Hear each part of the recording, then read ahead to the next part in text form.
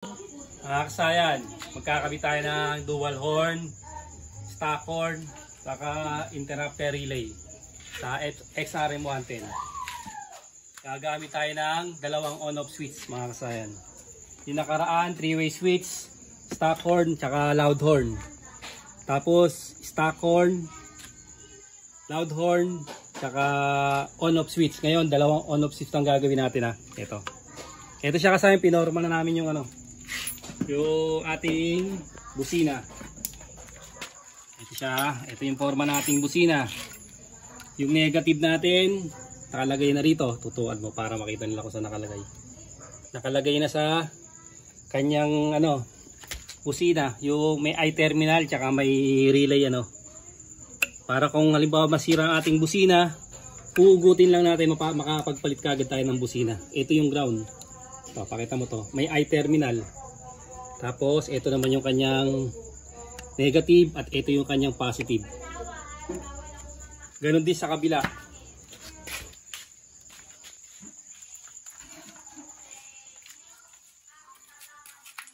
Ganon din sa kabila kasaya na. Ito na yung body ground. Nandito na. Tapos ito yung positive. Yung dalawang positive magsasama sa kabila.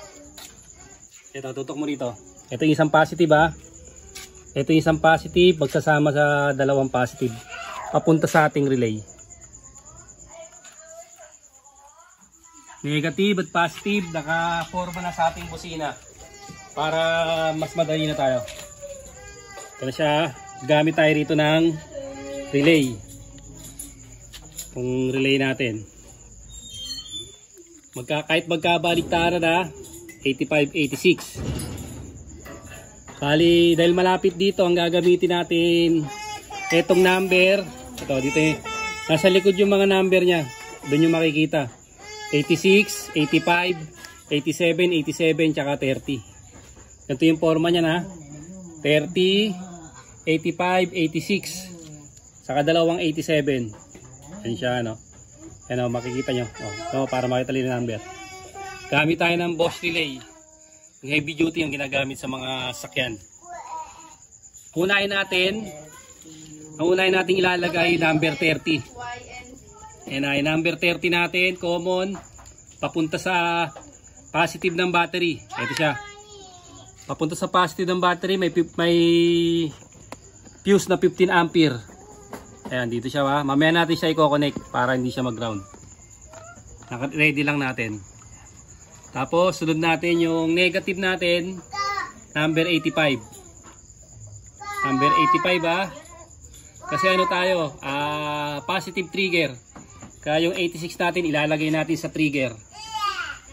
Tapos, yung 87, ito siya, yung positive ng busina. Pansinin nyo kasayan, lahat ng ground, nasa body ground. Lahat ng negative, ng busina at ng relay, naka body ground lang. Ito yung isa naka-negative lang siya, I terminal. Ito na siya.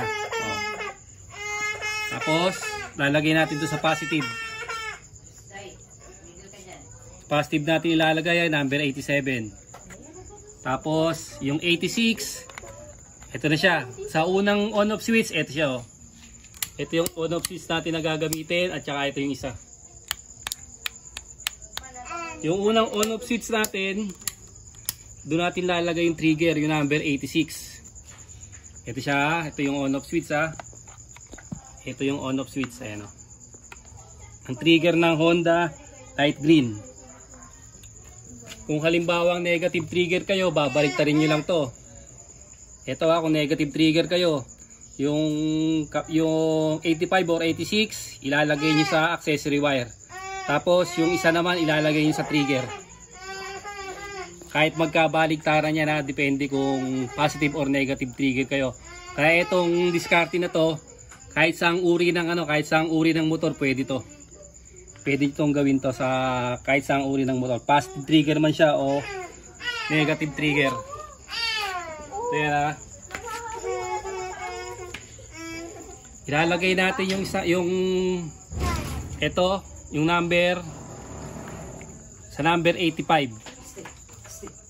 Ito siya Lalagay natin sa relay. Ito na siya, 85 ba? Dun sa may on-off switch, dito siya. Yung isang on-off switch natin to ha. Ito, dito natin siya ilalagay. Mapapansin nyo kasaya, kompleto na siya. Konting review lang kasaya na para mas malinaw. Yung 86 nasa body ground. Yung 85 natin nandito sa may on-off switch. Yung unang on-off switch natin ha. Tapos yung isa naman pa ng on-off switch sa trigger natin siya ilalagay. Ang trigger ng Honda light green. Ito siya ba? Lalagay natin sa trigger. Ayan, dito natin siya ilalagay, light green.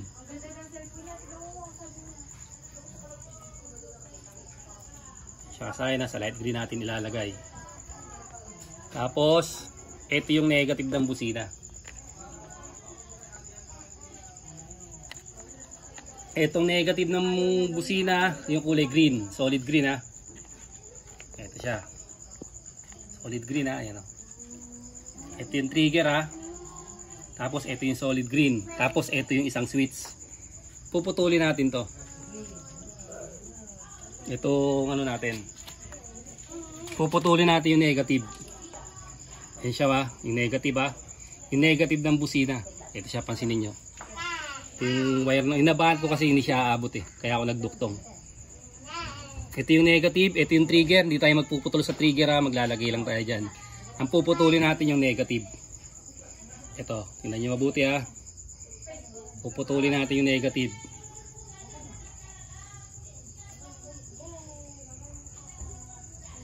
Dudukton ko na lang mamaya pagka nabitin. Parang medyo bitin siya. Sisil na lang namin yun mamaya. Ito na siya. Pinutol natin yung negative.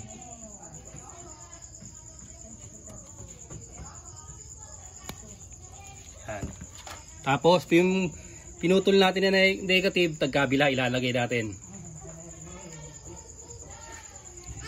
I-splice na lang natin yan mamaya. Ito. I-splice ko na lang yan mamaya kasi duduktuan ko pa ng wire para hindi siya siya yung negative to ha.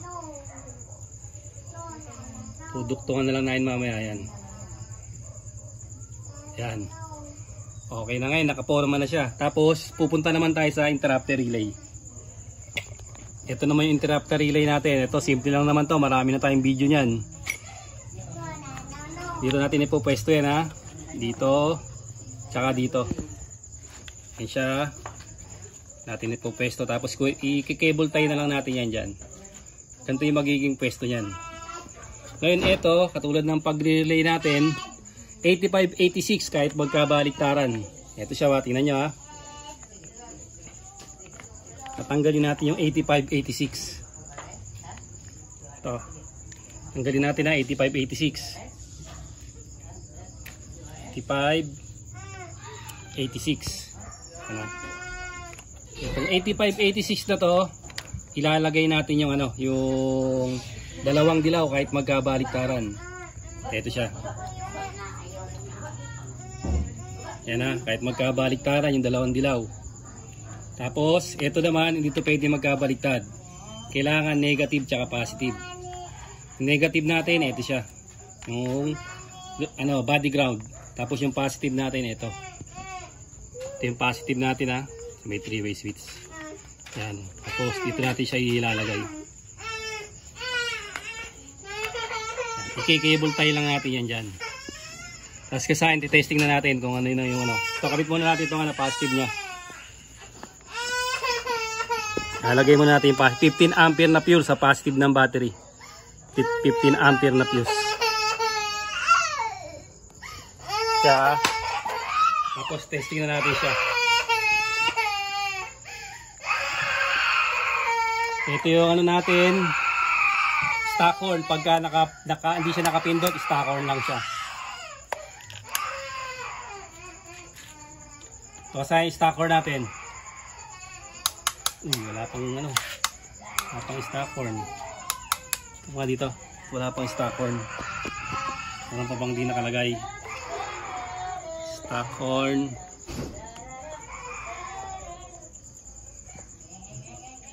kompleto. Switch.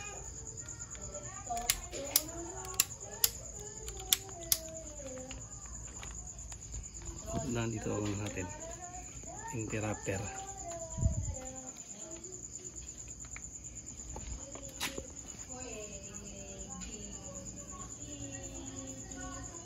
Negative.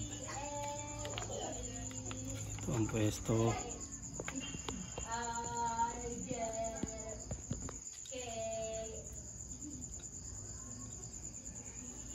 Kailangan naka-on ang ating negative. Kuha natin. Ito pala kasi kailangan naka-on yung negative natin ha. Naka-on yung negative natin. Tapos itong isang ano natin naka-off lang siya. Ayan siya kasayan. Tapos pagka magla-loud horn tayo, pindutin natin. Ito siya kasayan ha. Bali kasabay nito yung ano, yung stock natin. Stock horn. Tapos pag nag-rapid horn tayo, kasabay pa rin yung stock. Tapos pag gusto natin tanggalin yung ano, tatanggalin natin yung stock horn, eto siya. Pagka gusto mo kasama yung stock, eto siya. Tapos pag magi-stock tayo, balik natin sa ano. Balik natin, ito naka-on to ha, naka-on yung isa, tapos ito naka-off, stock horn. Tapos pagka pinatay na, in-off natin to, loud horn. Magla-loud horn tayo dito.